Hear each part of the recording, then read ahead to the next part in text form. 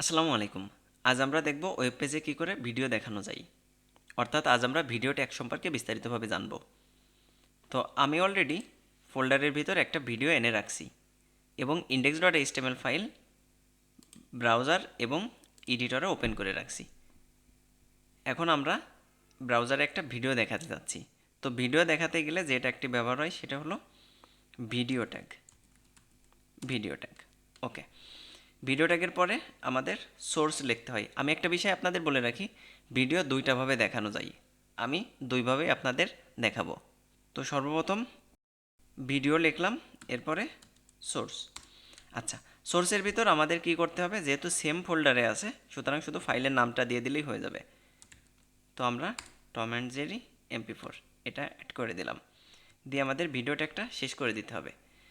তো video tag শেষ করে দিলাম, দেওয়ার পরে যদি আমি সেভ করি এবং ব্রাউজারে যাই তাহলে দেখতে পাচ্ছি আমার ভিডিওটা এখানে চলে আসছে।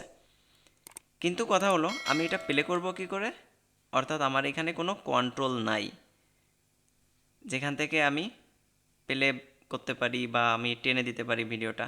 এই অপশনগুলো আমি এখানে দেখতে পারতেছি না, অর্থাৎ কন্ট্রোল কোনো অপশন আমরা এখানে দেখতে পারতেছি না। এটা আনতে গেলে কি করতে হবে, এইটা আনতে গেলে আমার এখানে যে জাস্ট লিখতে হবে কন্ট্রোলস। এখন যদি আমি আসি ব্রাউজারে তাহলে দেখতে পাচ্ছি এখানে কন্ট্রোলসটা পেয়ে গেছি এবং আমরা চাইলে মিউট করে দিতে পারতেছি, আমরা চাইলে টেনে দিতে পারতেছি। এই পুরো ভিডিওটাকে আমরা এখন কন্ট্রোল করতে পারতেছি, যেটা ফুল স্ক্রিন করতে পারতেছি, অর্থাৎ ইচ্ছামতো কন্ট্রোল করতে পারতেছি। এখন যদি আমরা চাই হাইট ওয়েট নির্ধারণ করব তাহলে খুব সহজেই করতে পারি। যেমন আমি এখানে বলে দিলাম যে এটার উইথ হবে 600, অর্থাৎ 600 দিলে শুধু 600 পিক্সেল। আমরা চাইলে পার্সেন্টেজ অনুযায়ীও দিতে পারি। এই যে এটা আমার এখন ছোটো করে আসছে। আমরা হাইটটাও কন্ট্রোল করতে পারি। এখন অনেক সময় আমরা দেখি যে যেমন আমরা যখন ফেসবুক ইউজ করি তখন দেখি এটা অটোমেটিক প্লে হয়ে গেছে, অর্থাৎ আপনি যখন স্ক্রল করেন একটা করে ভিডিও অটোমেটিক প্লে হয়েছে, বা রিলোড দিলে অটোমেটিক প্লে হয়ে যায়। এইটা কি করে হয়, এটা করাও খুবই সোজা। জাস্ট আমাদের আরও একটা অ্যাট্রিবিউট অ্যাড করতে হবে, যেটা হলো অটো প্লে। এই অটো প্লে অ্যাট্রিবিউট যদি অ্যাড করি, ব্রাউজারে আসি, দেখেন আমাদের অটো প্লে হওয়ার কথা কিন্তু অটো প্লে হচ্ছে না।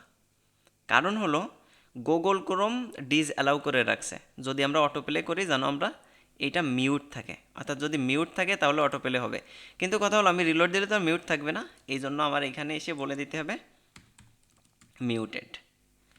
এটা গুগল ক্রোম ডিজ অ্যালাউ করছে এবং ফায়ারফক্সও ডিজ অ্যালাউ করা, তবে আপনারা পুরাতন কিছু ব্রাউজারে দেখতে পাবেন ওটা অ্যালাউ করা আছে।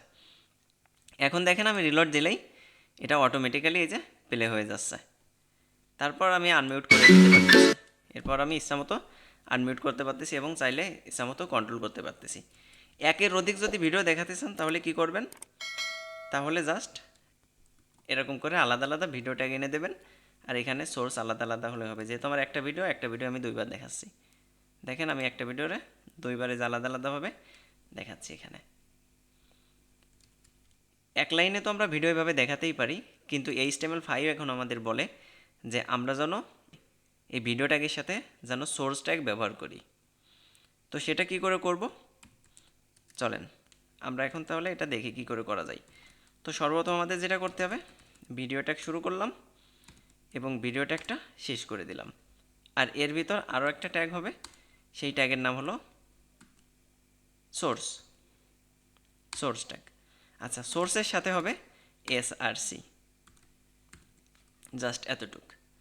এখন যদি আমি এইখানে এনে দিয়ে দিলাম, ওকে, দেখেন এখন যদি সেভ করি এবং ব্রাউজারে চলে যাই তাহলে কিন্তু আমি ভিডিওটা দেখতে পারতেছি। আর একইভাবে আমি এই ভিডিওটারে বলে দিতে পারতেছি এখানে কন্ট্রোলস, তাহলে এটাই যে কন্ট্রোলস হচ্ছে, এই যে আমার আগের দুটো ভিডিও এখানে ছিল, আর এই যে এটা কন্ট্রোল আমি পেয়ে গেলাম। এবং সেই সাথে সাথে এটারও যদি আমরা চাই অটো প্লে, তাহলে অটো প্লে দিয়ে দিতে পারি। দেখেন মজার বিষয় হলো, মজার বিষয় হলো এটা কিন্তু অটো প্লে হয়ে গেছে, দেখছেন, কিন্তু এইবার হয়নি। ফার্স্টের টাইমে হবে, এটা আপনারও হবে। যখন প্রথম কোনোটা অটো প্লে দেবেন তখন প্রথমবার শুধু ওপেন হবে, এরপরে আর ওপেন হবে না, কারণ এটা ব্রাউজার ডিজ অ্যালাউ করে রাখে। তো সেই কারণে আপনার অটো প্লে করতে গেলে বলতে হবে মিউটেড। ওকে, এখন দেখবেন যে অটোমেটিক্যালি যে প্লে হয়ে গেছে। আর এরপরে আপনি আনমিউট করে রাখতে পারেন। তো আশা করি আপনারা সবাই বুঝতে পারছেন। যদি কারো কোনো কোয়েশ্চেন থাকে অবশ্যই কমেন্টস করবেন। পরবর্তী ভিডিওতে আমরা দেখব আমাদের ওয়েব পেজে কী করে অডিও ইনসার্ট করতে হয়। তো সেই পর্যন্ত সবাই ভালো থাকবেন। আল্লাহ হাফেজ।